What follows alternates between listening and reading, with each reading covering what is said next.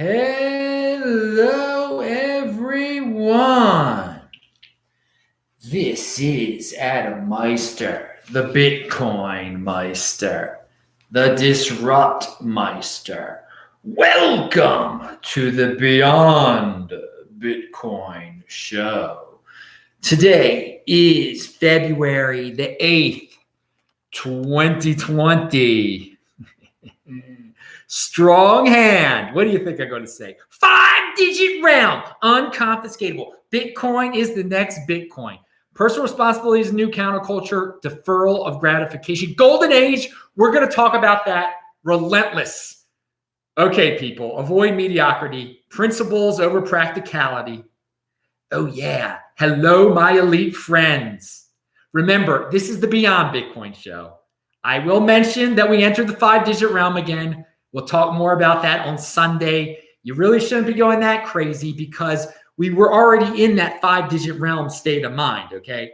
We've been here before. You just got to get used to it. We might go back to the 4-digit for a while, but we're really already in the 5-digit realm state of mind. Now we're in the reality. Yeah, maybe the halving hype is going on. Maybe it's the coronavirus. Halving hype, baby. Pound that like button. All right, my elite friends. Check out all the links below. Speaking about coronavirus, we'll talk about it a little bit today. But Friday's show, This Week in Bitcoin, Tai Zen was on, and Luis in the Philippines, and Leo in Hong Kong. And they talked about what's going on in Asia in terms of the virus. And check it out. I'm going to be in Las Vegas February 22nd for TEWNS Unconfiscatable. Hope to see you there. All right. Roman Q says, don't FOMO on alts. Of course, don't FOMO on alts. How could anyone FOMO on alts a day like today, you fiat freaks? I didn't even know the price until quite recent. I mean, had to walk to synagogue today and do all that stuff. So, but you know me, I'm not a price checker. My state of mind is a Bitcoin for me. If you're going to ask me fiat value, I mean, it's already $20,000. Of course, if it hit it already, it's one day closer to returning to that all-time high, baby. So I don't really care if it's 10 or 9 or whatever.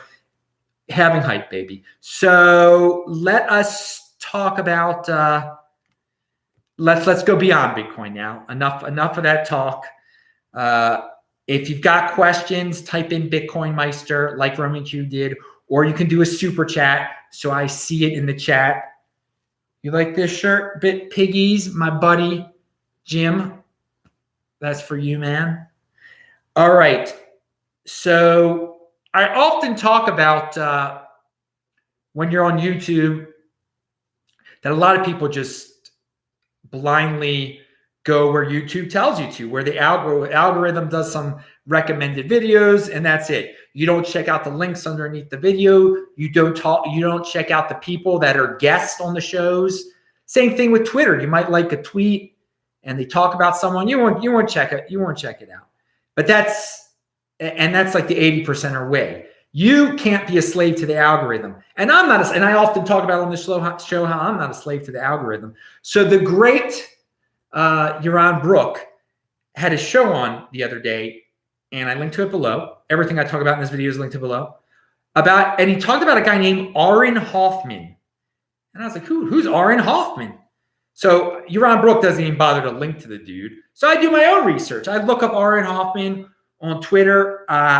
He did say maybe he linked to, I don't think he linked to him. He talked about the URL, his blog URL, which is summation.net. So, okay, the long and short of the deal is I check out Auren Hoffman.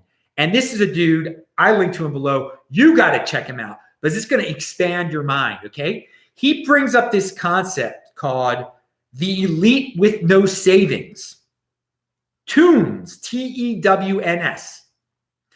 And I've kind of alluded to people like this before. They're the fuel that they're keeping up with the Joneses, okay? These people like in the top 2% of income in the United States.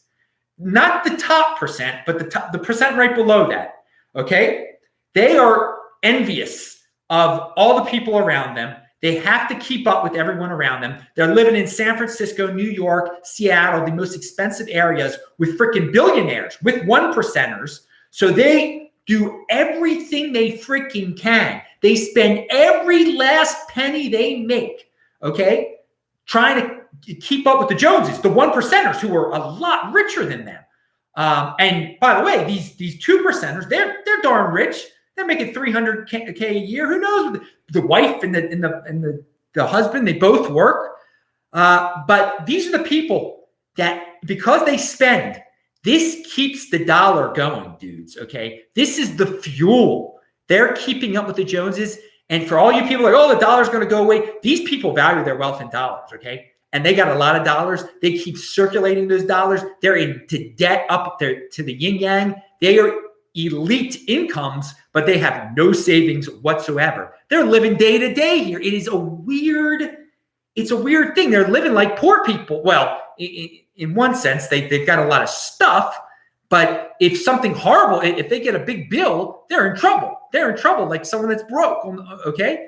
So, yeah, lots of irrational decisions. And that's what keeps the welfare dollar alive anyway. The people spend, all about irrational decisions. So these guys, these TEWNS, they got the big houses. They pay the high taxes. They could and they're going crazy in their heads. They're willing to vote for Bernie Sanders. They think people like that are going to solve their problems when in fact they can solve their own problems. All they have to do is move. Or just stop keeping up with the Joneses. I mean, it costs a lot to live in the San Francisco Bay Area. All right. And it costs, some of these people could get high-paying jobs. They could move to Austin. They could move to Denver, wherever. And Auren talks about this in his show. And this Auren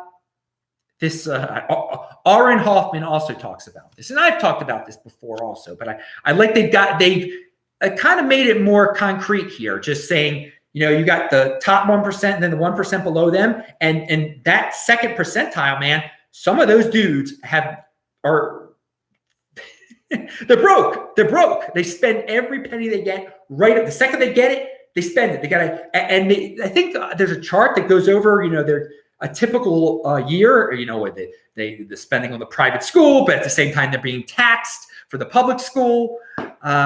So also in the video where I learned about Auren, and we'll get back to Auren in a second, Yaron Brook also interviews, I think he talks to the virus guy in this one.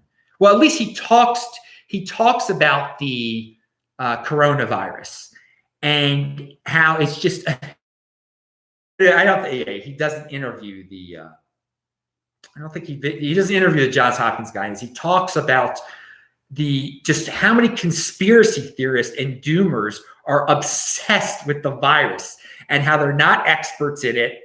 And that's just the state of the world in Yaron's eyes today. There's just so many doomers and conspiracy theorists that just worry about everything instead of just getting on with their lives and being productive individuals. Everything is a conspiracy, he says. There's some people out there that think, and I agree wholeheartedly with that. I mean, I've talked about this all the time. And we'll talk about zero hedge in a second. But these people just waste their time on these, worrying about every little thing, and that trying to go down these rabbit holes. And yeah, go waste your money, go waste your time. You'll make no money, and you'll live down in a little rabbit hole. You'll literally live in a hole. Okay, going back to so it was a good video from Yaron Brook in talking about doomers and introducing me to a guy who is the opposite of a doomer. This Auren dude. If you go to his Twitter, linked to below, go to his summation.net, and I linked to specific blog posts, linked to below. You'll learn a lot. The top 2% in income. I talked about that. The name of the article is Financially Drowning on $300,000 a Year. Oh, God. Amazing country we live in. Amazing time we live in. They spend every penny they have. So something this Auren says, Auren Hoffman, not to be confused with Andy Hoffman, pound that like button. Avoid balance. Seek greatness at one or two skills to get society's rewards. All people have very obvious flaws. Now, I don't know if he wants society's rewards. I mean, to be financially rewarded. All people have very obvious flaws. Instead of spending massive amounts of energy on those flaws for the sake of balance, they should be doubling down on the things they are already very good at. Oh, I like that a lot, dude. Because there are a lot of people that work 9-to-5 jobs. They got these bosses that say, well, you got to be good in this. I want you doing well in this. You got to be balanced. You got to be, and no. What they should be doing, first of all, you should be working for yourself, find out your best 2 skills and run with them. Don't worry about the other things. Don't try to be good at things that you're not good at. Be at the stuff you're good at, just get better and better and better at that. And you'll love it. You'll be happier. You can start your own business. So he's right on with that. This balance makes a person mediocre at a lot of things instead of great at only a few. What happens when you work on a bad skill? It becomes a mediocre skill. Others already have competitive advantage and you are not likely to catch up. Culturally, we are pressured to improve in areas of deficiency in the pursuit of an imaginary balance. There's no one out there screaming at us to get better at what we are already good at. I'm screaming at you to do that. Get better at what you're already good at. Even customary employee performance reviews revolve around identifying areas of weaknesses in an employee with the subsequent goal to improve in those areas. God, I'm glad I don't work for anyone but myself. Bitcoin overlay, baby. After all the hard work to improve a bad skill, what are you left with? A mediocre skill. And the best improvement strategy is to focus not just on your strengths, but on just 1 or 2 strengths. Focus on making your strongest traits even stronger, especially once you are over 30 and you have more of a clear assessment of your skills and ability. And that's a good addendum there. All right, so that's enough of this dude. I'm going to read more about Auren Hoffman. He's got it opened my mind a little bit there. And again, I only have found out about him because I go to a video. I don't go where that video tells me to go to next. I don't go where YouTube tells me to go to next.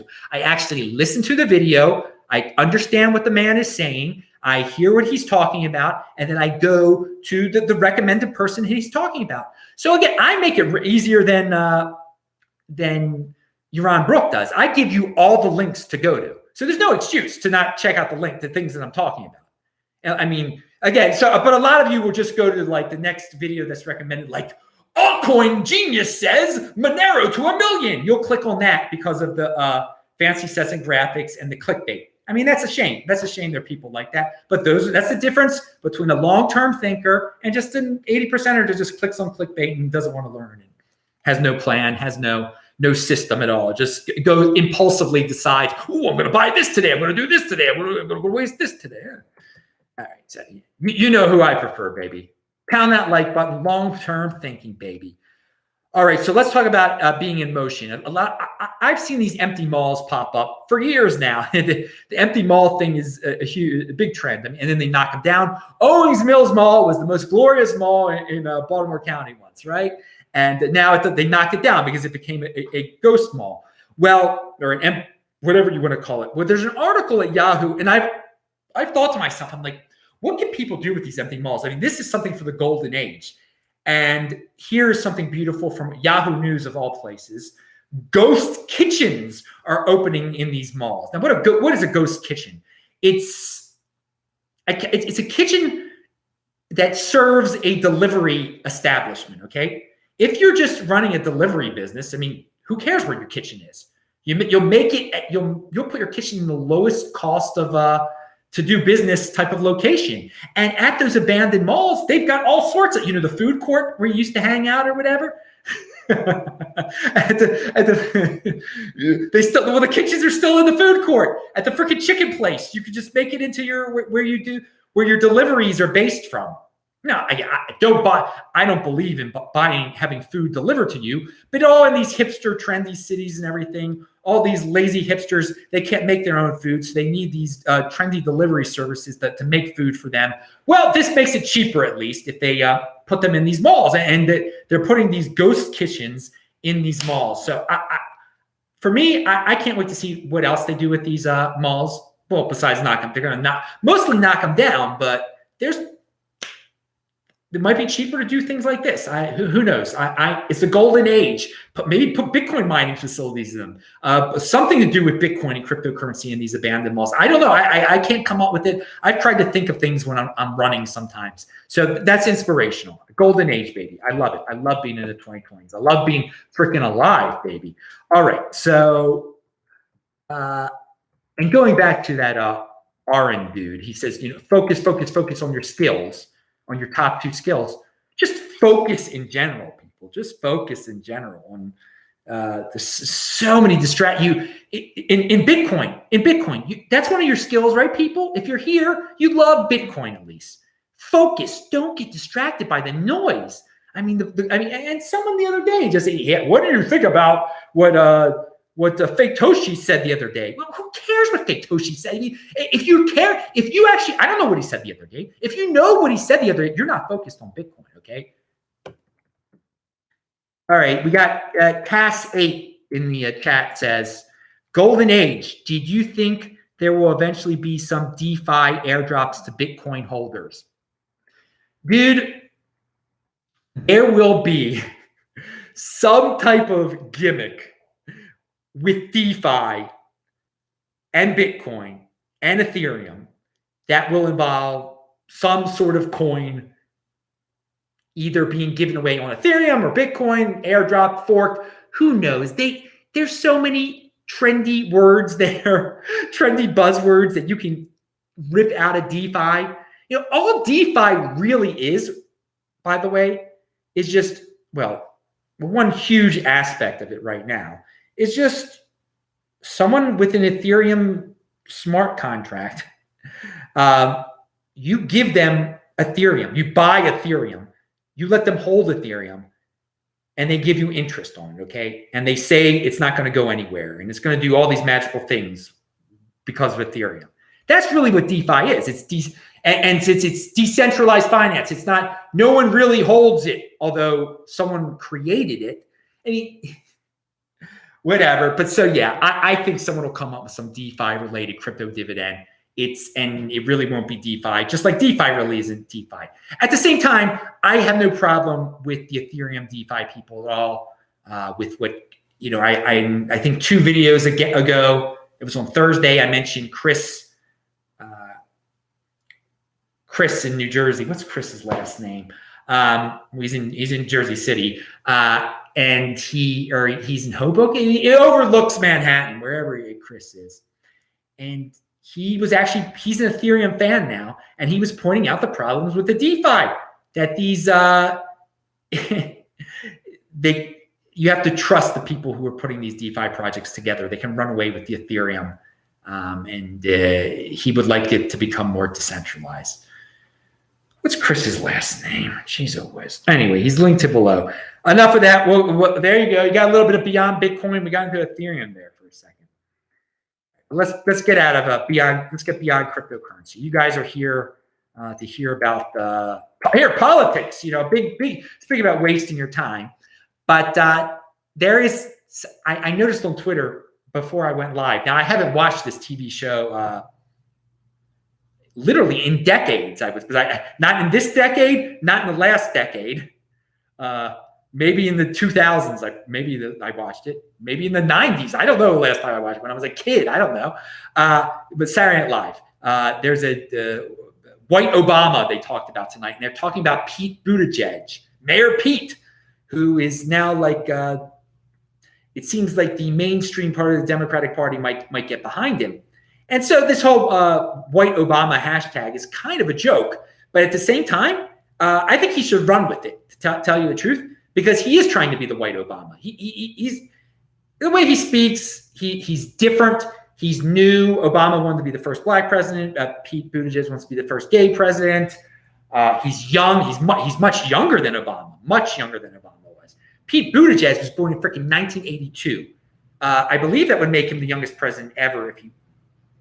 No. I don't know how old was Teddy Roosevelt when he became president? I don't know. I don't know. But if Pete Buttigieg becomes president of the United States, if he's born in 1982, he will be in his late 30s, which is ridiculously young for a president. Whatever, but I mean, the law is you got to be over 35, so he'd be barely legal in terms of becoming president. But yeah, he's definitely trying to become the white Obama. So why not just bring the joke out in the open and just say, yeah, call him. You're trying to be the white Obama, but in fact, saying white Obama probably will help you because apparently no black people are voting for Mayor Pete. And some might like it. Whoa, he's the white Obama. I feel close to him that way. Now, again, if you're such a large group as African Americans, it should be. There are a lot of different opinions there. I don't want to say they all don't like Mayor Pete, but there is there's something about Mayor Pete that a lot of people don't think. Anyway, his preference, some people think that doesn't mesh well with some religious African Americans, which would be, that wouldn't shock me. But come on, make your decisions as individuals. Although, to tell you the truth, all you individuals out there, who you pick for president really doesn't matter. Make better individual financial decisions. All right, so speaking about individual financial decisions that actually deal with black people and running for president, Tom Steyer is one of the billionaires running for president, and he has spent an incredible amount of money in South Carolina, all over the place. He's doing pretty well in South Carolina, which has a very large black population, and the Democratic Party is maybe mostly black in South Carolina. I don't know. So first of all, I want to say about Tom Steyer buying votes in South Carolina. Basically, that's what he's doing, because there is an article here, and I give these people a lot of credit for publishing this article. It is, what's it called here? South Carolina lawmaker gets paid thousands from 2020 presidential hopeful. So there's a guy who's already got an office, I don't know what he is, in the House of Delegates in South Carolina, a black guy, and he's taken like $50,000 from Tom Steyer's campaign for various things. He owns a business. You know what it is. Tom Steyer is buying the guy. The guy has a lot of influence. He's buying the guy's influence. Okay, whatever. That's the way it works in politics. I have no problem with a billionaire freely giving out money, okay, and buying votes. What's the problem? What's wrong with that? It's better than me being taxed, okay, and me being forced to give my money to other people through welfare and all that stuff, okay? He's giving free welfare out to people. Let me tell you something. If you're in South Carolina now, get in touch with the campaign. Get in touch with the campaign. He'll clothe you. He'll give you shirts. Maybe he'll paint your car. I don't know what he'll do, okay? I actually link to two people that work for his campaign that I found just by Tom Steyer doesn't have many people following him on Twitter. And like Twitter, it showed me in terms of one thing that Twitter can do, it shows you related accounts sometimes. And it showed me two people in his campaign. I'm like, well, there we go. So I didn't contact them, but you can contact them. If you're a black person in South Carolina, and you know who's a black person in South Carolina, it's hilarious. I'm pretty sure he lives in South Carolina. Is BitConnect guy. I'm not going to say his name, but he's a black guy in South Carolina. He's a guy who would do this in a second. Someone should tell him to go work for the Tom Steyer campaign. I think Tom Steyer would like a guy like that. He's got a lot of reach, doesn't he? People believe the guy to buy BitConnect. And that was just blowing all their money. Voting for Tom Steyer is blowing nothing. It's just voting. I mean, what's the big deal? So people are going to try to vilify Tom Steyer's evil because he's a billionaire. No. So I have no problem with Tom Steyer being a billionaire at all. Do I believe in any of his politics? No, not at all. Not at all. But I'm just telling you out there because politics is a complete joke. And so if you're in South Carolina, I think you can get some money from Tom Steyer. He'll buy your vote. What's wrong with buying vote? I mean, I don't see the whole thing. When there's nothing in the Democratic, and especially in the Democratic primary, like it's a primary, they can pick whoever they want to. It doesn't. He might get the most votes, and they might say, "Well, no, you didn't really win." And this is who's going to win at the convention. Okay, your South Carolina delegates are going to this person. So what the heck? Why not let him try? Why not let him blow billions? And again, it's better than me being forced to pay through my taxes through the programs that Tom Steyer wants to implement. He's not winning. Don't worry. Maybe he'll win South Carolina. I think that would be funny. I think that would make all these people panic a lot. It's hilarious. To me, it's all a big game, this politics stuff. There's so many more important things in life where, again, no, you shouldn't sell out for your core beliefs in what you do, what you stand for. But your vote in a primary that might not even count. And hey, you might not even have to vote for the guy. You could just do advertisements on your channel or whatever. What's wrong with selling advertisements on whatever you do at your business, putting up a sign for him? If he pays you to vote for, if he pays you for the sign, then great. You don't have to vote for him. I mean, again, he's not, I don't think he's an evil dude. He's a billionaire. And I think billionaires should get why should billionaires be silenced? If this is the way they speak through money, let them speak that way. All right. So Roman Q said, if I wanted to prepare for a future where there is a wealth tax that includes Bitcoin, well, first of all, okay, what do you think about acquiring an affordable second passport today? Well, no, you what you could do, you wouldn't even need that at this point. That would be something to avoid it. But I've thought about it. If there was a wealth tax, first of all, they're going to have to tell you how much wealth you have. Do you think they know how many Bitcoin you have? Really? Do you think they know that? All your Bitcoin. I'll believe a wealth tax on my Bitcoin when I see it. Okay. So if one day in the future, what's her face becomes president, Warren becomes president, and they say we're implementing this wealth tax. Well, they're going to have to tell me how much wealth I have, and then they're going to send me the bill. And then I'll say to myself, well, wait a second. If I don't like it, which I probably won't, I'll be just like, bye, I'm going to Israel. I'm never coming back. And that's it. I don't need a second passport. Or I'll go wherever, Israel, Uruguay, where, and I'm never coming back. And then they'll say, oh, well, we'll take all your assets now because you always tax. But I have no assets in the United States. Because remember, I don't own a house. And I don't own all this other nonsense. And I won't have, I'll clear out the bank account. I don't have much in the bank account anyway. My wealth is in Bitcoin. So I just start anew in wherever country, be it Israel, be it Uruguay, be it South Africa, wherever I want to go, or multiple. I'll just keep doing what I'm doing, but never go back to the United States. That's it. So will I need a second passport? Not with money. Well, maybe I'll buy one. I don't know. But with money, you could go from place to place, you talk to a government official in one of these countries and make a little deal with them, and he'll let you, depending on how, there's a lot of different ways you can go with it. But when you got money, there's really no limit. There's nothing to really worry about. So I do not think we're going to get to that point. I don't think we're going to get to a wealth tax. And it's funny. I meant to bring this up a few times, and I've sort of touched on this. A lot of people out there who think the government controls everything. The government is so knowledgeable. The government has these conspiracies. The government's going to do X, Y, and Z. No, you know what the government is? If you want to see the government, and this is not, again, you can imagine what it's like, or you can go down to the DMV and see how the government works and see who works for the government. Huge obese women who have diabetes, who are living off of who got government health plans, who keep eating at the DMV, eating the Dunkin' Donuts and everything. That's the people you're scared of. Do you think those people, and that's the majority of government, do you think they're going to be able to accurately be able to do a wealth tax even to do that? I mean, I'm not too worried about it. I'm not too worried about the government. Those of you who are like, oh, the government has they planned 9/11, blah, blah, blah. Yeah. Okay, sure they did.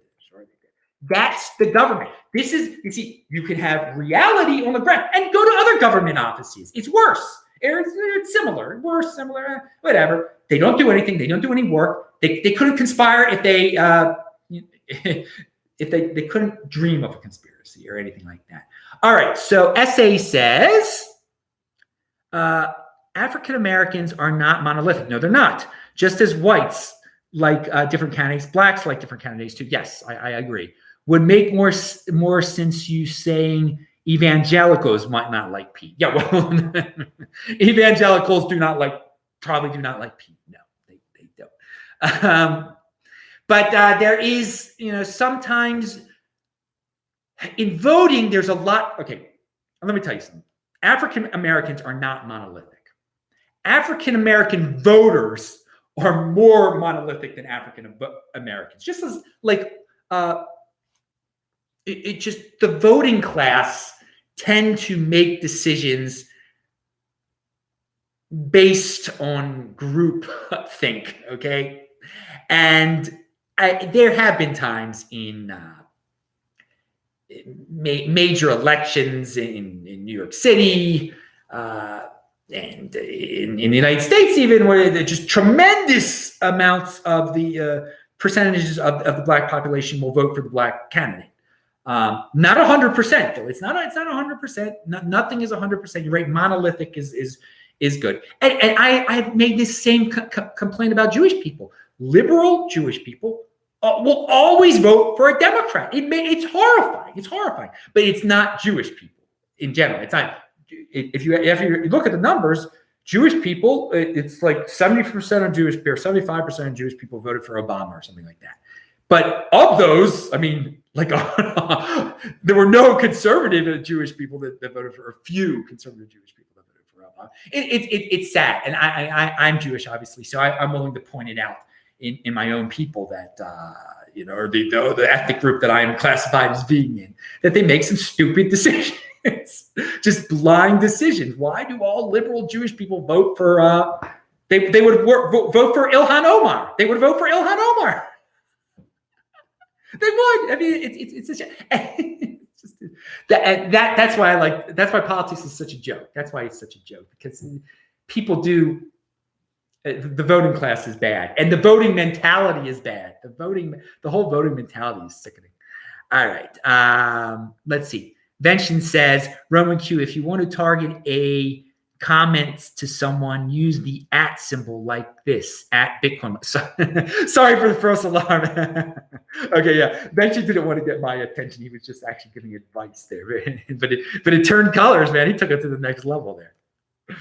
All right, so I linked to that Tom Steyer thing, and you can just check it out if you want. So, by the way, if you really are in love with Donald Trump and you really want him to win, and you want to waste some time in your life on social media, then this is what I advise you to do. This is kind of funny. Be a fake Bernie bro online, just spreading disinformation, just saying, yeah, Bernie's awesome. Oh, we're going to do X, Y, and Z. Because that will break apart the Democratic Party, and then they will have no chance. Bernie would run as a third party candidate, and that would be it. If Bernie Sanders, because some of his people are so fanatical, it's Bernie or bust, which is really sad and scary in a sense, because what he stands for is communism. But they're people that they want an easy solution to their problems.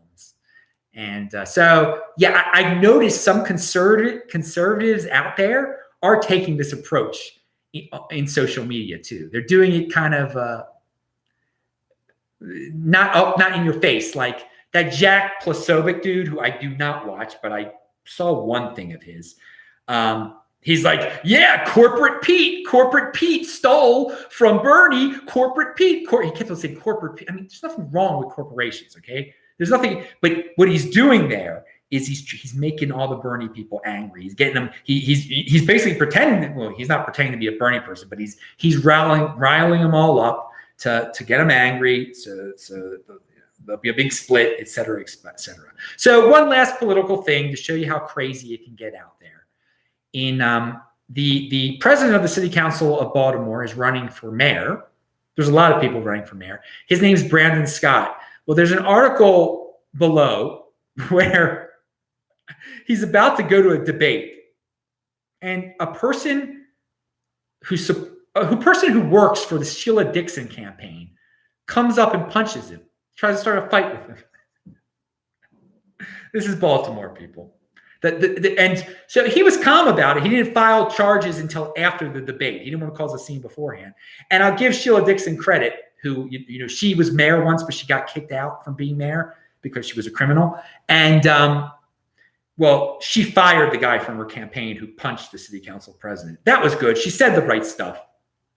wild stuff in Baltimore. But I will say this: if you are interested in Baltimore politics, one of the interesting thing is like you can actually meet Brandon Scott. Like you can go and like email him and find out where he's going to be, and then just talk to him, and he'll talk to you. Same thing with Sheila Dixon, who's a famous criminal and former mayor. She'll talk to you too. She's not as nice, but well, she'll fake it, I guess. All right, pound that like button. Want to talk about coronavirus real quick. One thing that Leo brought up on my show on Friday, as it spreads in China, I don't think it's going to spread in the United States. I believe what Carl Denninger said, that it's being spread mostly through fecal matter, for people being filthy and fecal matter. I don't think it's that airborne. I think here in the United States, we're very clean. We all go in the toilet. We all have toilet paper, etc. In China, there are some beautifully modern cities, but there are 1 billion people in that country, and some people live in complete squalor. And that's part of the reason that it's spreading. It might disrupt India too. It might some other countries. But Tizen hasn't seen it in Vietnam, and Luis hasn't seen it in the Philippines. And those can be kind of third world too. I mean, they definitely are. So I don't know how bad this is going to get in Asia. I do know I'm pretty confident in the United States we're not going to have any problems, nothing major. But supply chain disruption, definitely, because they are shutting down cities in China. People aren't able to go to work anymore. So we're not going to get all the stuff we usually get at Walmart as fast. This could cause some economic issues. It's good, probably good for Bitcoin. It will be good for Bitcoin. And Friday's show, Leo is a smart dude in Hong Kong. By the way, he said in Hong Kong, there are like very few cases, but everyone is wearing masks out on the street. He said it's 100% people wearing masks out on the street of Hong Kong. But he's got some great analysis of the, how it might affect Bitcoin. So I wouldn't be, we just went back to Bitcoin. It's supposed to be beyond Bitcoin show, but I'm talking coronavirus. So guys, don't freak out about coronavirus. If you're in America, don't freak out. If it does come here and it does start spreading, okay, then we're going to worry. We're going to take it. We're men here. We can handle it. We will be clean. We shall see. Play it by ear. Don't go crazy yet. But you might not get your stuff at Walmart as fast, and it might go up in price. Who knows? China might have to print more currency. That might be good for Bitcoin also. All right. Benson said, Bitcoin Meister, supply disruption. You're starting to sound like a prepper. No, I'm not sounding like a prepper at all, Adam. Come on, Adam. Join on the doom side. No, never. No, I'm not. I'm saying Walmart might not have stuff. How's that prepping? I don't need a thing from Walmart. If Walmart doesn't have a $5 bucket, you'll just get the one from Europe that's $6 or what. I mean, it's like, it's no problem.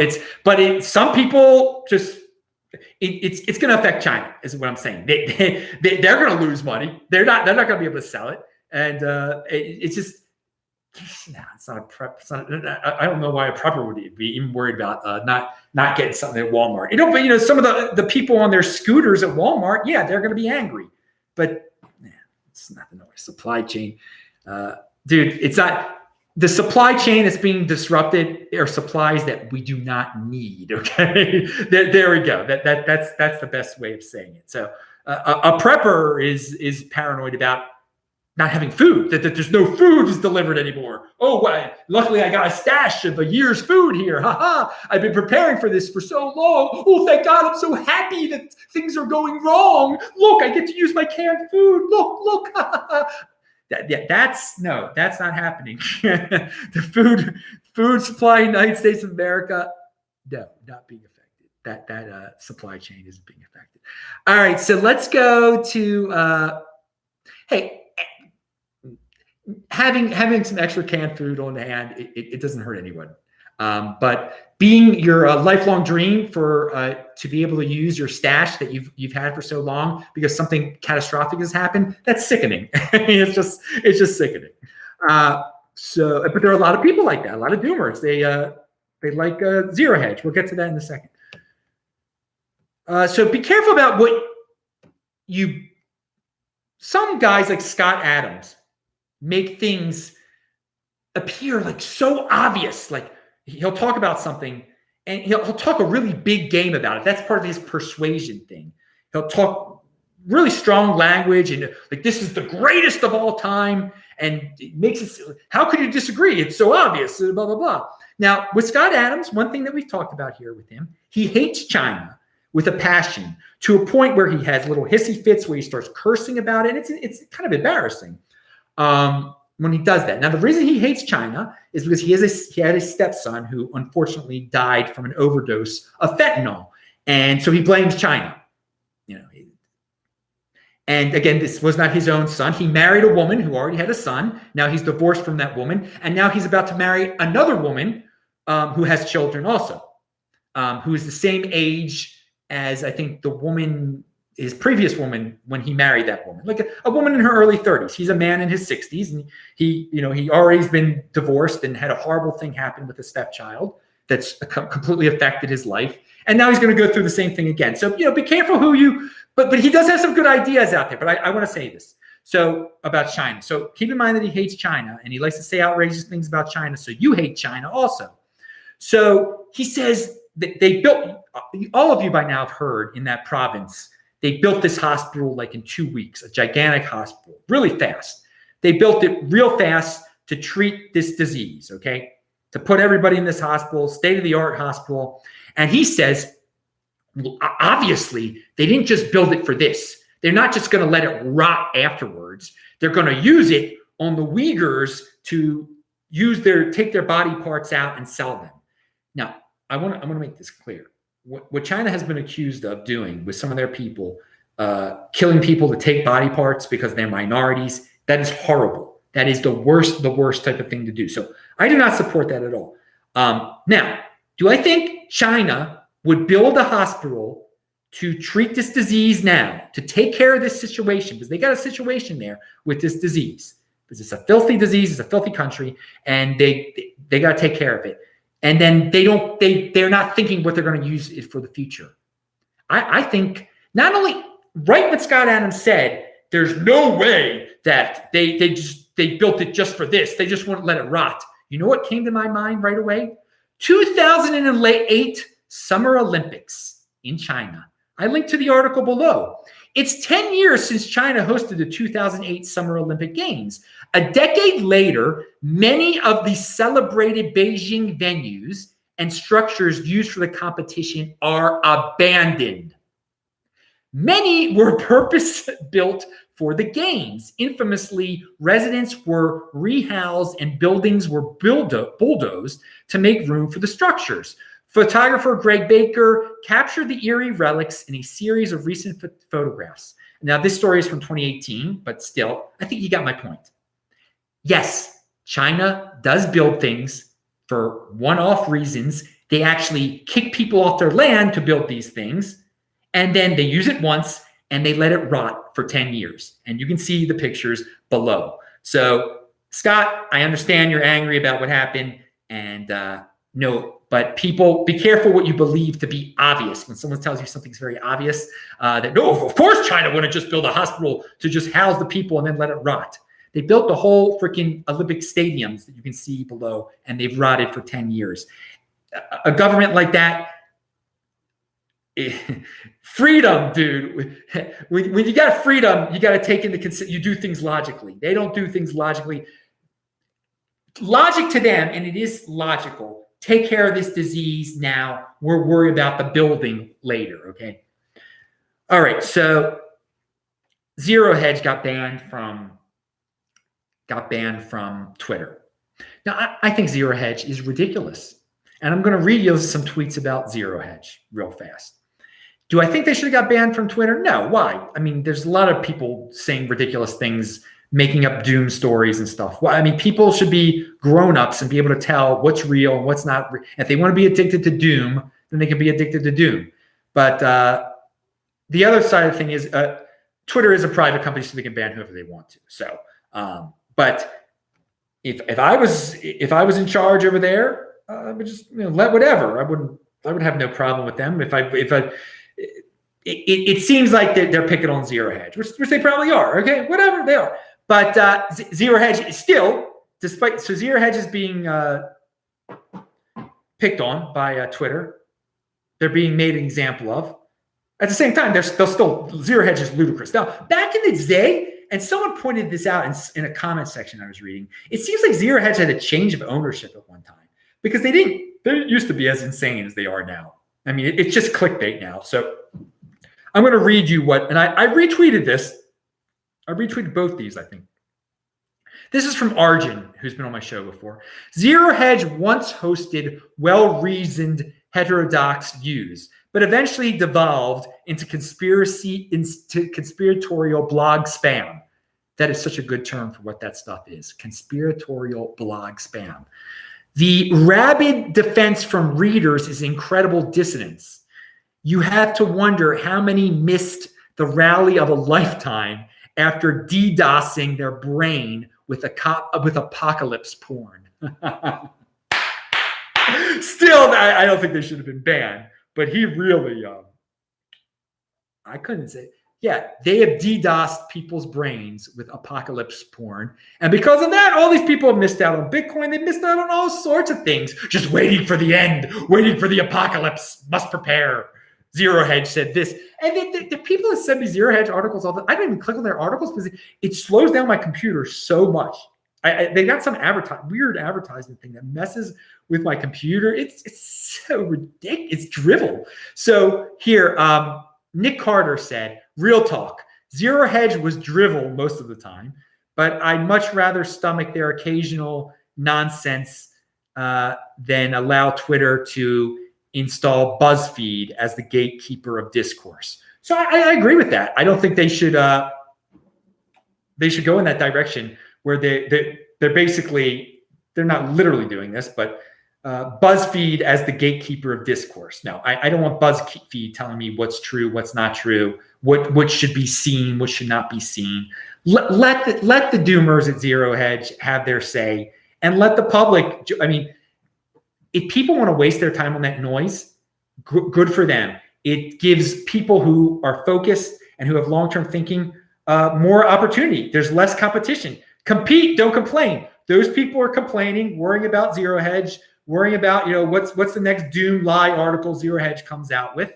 And meanwhile, I'm buying Bitcoin. So, yeah. They're not driving up the price of Bitcoin. Well, I'm not buying. First of all, I'm getting Bitcoin, but I don't buy Bitcoin now. I just get the crypto dividends turned into Bitcoin. So I bought Bitcoin for years and years back in 2016 when they were all worrying about whatever Zero Hedge was lying about Bitcoin then or whatever. And some people are like, well, no, Zero Hedge is great with Bitcoin. And sometimes they do say good things about Bitcoin. Sometimes they say absolutely ridiculous things about Bitcoin. So if you're a big Zero Hedge believer, and you're, what's good, it's bad, it's good, what should I do? Good, bad, good. You end up doing nothing. You're paralyzed. You're DDoSed. With your brain is DDoSed with apocalypse porn. Okay, so Yaron Brook is taught. People often ask about, try to compare different political systems. What's the political system of Sweden and Norway versus the United States versus Germany? How socialist are they? Which one's better? And then we have people that say, let's bring socialism to America because it's so great in Sweden. Well, how do you judge how great a system is? Because the system in America is not pure capitalism at all. There's socialism involved in America too. So a lot of people, Yaron Brook points out, and I linked to this video below. This video just came out. I haven't watched the whole thing because it was just live today before I went live. He points out that a lot of people try to say, well, you judge the system on the poorest of the people. That in Sweden, it's not the same as the streets of LA or the streets of San Francisco. That the poor are better off there. And he says that's not how you judge a system. You judge it by how well a person who wants to succeed can do. A healthy, hardworking individual, ambitious person. And he says middle class, but I don't like saying middle class. And he says by far the United States is the best. If you want to be successful and you're a hardworking, ambitious individual, you're going to be able to do better in the United States economic system than in the German, than in the Swedish, than in Norway, than in Canada, than a lot of places. He doesn't name, those are just some of the ones. I don't think he named Canada, but I believe it's better than that. So that's how you judge how good a system is. Now, some people say, well, if you're a hardworking, ambitious, healthy individual, you do better in Singapore. You'll do better in Singapore than the United States. That might be bad. That might be true. Maybe their system is better. I don't know. But I will say this. You're going to do better as an ambitious person in the United States than in Sweden and then in Norway. In Norway, I know a Norwegian, he's watching right now probably, for a fact, they get taxed. So they have a real wealth tax there. They've got all sorts of taxes. So you think you're doing well. You're not doing well. You lose it all. And it's very demoralizing. They're not, so companies leave. There are not as many opportunities. And he moved to a country outside of Europe. And he's doing great. And it's hardcore competition where he's at also. All right, so don't let people fool you and say, well, there's look at how the poor are treated in Sweden as opposed to, and in Norway, as opposed to in the United States. No, that's not how you, so the system is better. So let's bring the system to the United States. No. They're not, who cares how the people who are not trying or the people that are not able-bodied, how they're doing, okay? That's not how you judge the system as a whole. You judge the system by the people who are trying and that are healthy, that are ambitious. So I like that. I like that approach by Auren Hoffman there. And what is this? Well, speaking of Canada, but we just mentioned Canada. How long has the show been going on, by the way? Let me check something out here. I see someone's got a Roman Q says something. Oh, 51 minutes. I got to wrap this thing up soon, man. All right, let's go. Roman Q says, have you ever had a Beyond Bitcoin guest on the show? Yeah, the Bitcoin Rabbi. If not, would you ever consider having a guest on the Saturday show? Yes, but of course, he's been on it twice. Bitcoin Rabbi's been on it twice. It feels like did I do something else another time? But yeah, I've thought about having someone on before. I'm going to tell you right now who I thought about having on and who I might be able to get on. Let me see if you guys would like. You know how I just mentioned that guy, Brandon Scott, who's the city council president of Baltimore City, who got punched before a debate? I thought about inviting him on the show, on a Saturday show. Not because a lot of people from Baltimore are watching. I think he could use the video for promotional materials. Every vote counts there, and every penny counts. And I think I want to be a mayoral candidate in Baltimore would come on just because they think, oh, this Bitcoin guy, maybe I'll be able to raise some money on a show or something. I don't know. So yeah, I thought about having guests on that are just. I think he'd be a fun guy. I've met Brandon. I mean, he knows who I am and everything. He follows me on Twitter. Yeah, he's a young. He's the city council president. He's born in 1984. So what's that make him? He's 35 years old. And he's been on city council since he's been in his 20s. But again, let's not put people on a pedestal or whatever. But I thought I'd bring some Baltimore politics to the world here, just to show how wacky things. And that was before he got punched. I was thinking about him being on the show. I have it written down right here. And he's also, since he's a young guy, I was going to ask him about how he could bring Bitcoin into Baltimore City. That was what my main thing was going to be. I don't know if he's prepared for such a question. All right, but interesting question there, Roman Q. It is definitely something I thought of. I don't know. Do you guys want me to bring on a candidate for mayor? For the mayor, I mean, Baltimore is a major city in the United States, where it was. It's a major metropolitan area in the United States. How about that? And because now, like El Paso, Texas, which is a pretty boring place, by the way, but whatever, they're cool. The city of El Paso has more people than the city of Baltimore now. But the metropolitan region of Baltimore is much larger than the metro region of El Paso. And I'm pretty sure the city of El Paso has more. Someone might say, oh, well, according to this census, Baltimore has more. Eventually, if it hasn't happened yet, and I'm pretty sure it has happened, the city of El Paso has more people than the city of Baltimore. But if you're mayor of Baltimore, you're only in charge of the city of Baltimore, not the whole metro region. The metro region of Baltimore is quite large compared to El Paso, compared to many cities in the United States. I don't know where Baltimore ranks in metro area. It's top 20. I think it's top 20. But in city, sadly, in city population, I don't know if it's still top 30 even. So Trudeau, in Canada. They proposed this. He's now backtracked. If you are a distributor of content in Canada, you need a license. How can anyone be taken at all seriously if they do not realize what a terrible idea this is? Free speech works. This will be proposed by a serious politician in the US within a year. Okay, so what exactly are they talking about? The Trudeau Liberals would have forced news websites to obtain government licenses to operate in Canada.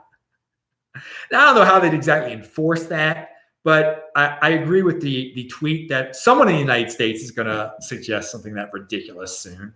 You need a license in order to have a news site in the United States, or it was proposed. And again, I'm glad Trudeau backed off. It's ridiculous. I don't know how they would have even enforced it. But that is, dude, you're cruising for that. You can never enforce. You can never enforce it, but it is ridiculous. You need a license. You need to be an officially government-sanctioned voice of news. What is this, China, baby? All right, pound it. Pound that like button. We're almost done. I found out about a company called Astra. Speaking about the golden age, they make small rockets. And they actually, the article is from Bloomberg. It's linked to below. This is exciting stuff. Companies making small rockets, launching them, private rockets, launching them from a Kodiak, Alaska spaceport. I never heard of the Pacific spaceport before. Maybe it's going to get a lot more action. Kodiak, Alaska. Shout outs to you. You don't get in the news much. I think it's so awesome that we're already at a point in time here, and it's just 2020, where they're making smaller private rockets to do whatever with satellites. I don't know what the heck they do with that stuff, but more power to those people.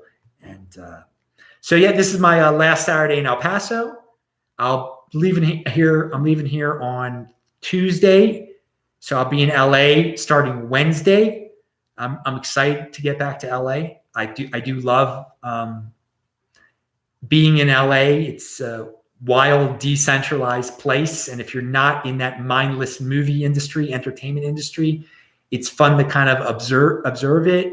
And there is just there's definitely a free mentality, a free vibe that you can feel there. Kind of can get crazy and dirty sometimes. And that's why being from Baltimore helps, because you don't get freaked out by some of the things that you see out there. And no, I don't like the homelessness that I see out there at all. That is sad. That is something that you have to deal with. But there's all sorts of wildness out there. And there's cool people that I know out there that are Bitcoiners. And they're people of all sorts of political persuasions. Some of them are quieter out there. You run into all sorts of free thinkers and interesting people out there.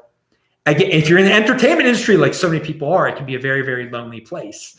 But for me, if you're in motion, you're meeting Orthodox Jewish people, you're meeting Bitcoin people. I mean, it's a big, awesome, unique beast show. I was going to say freak show, but there are a lot of unique beasts in LA. How about that?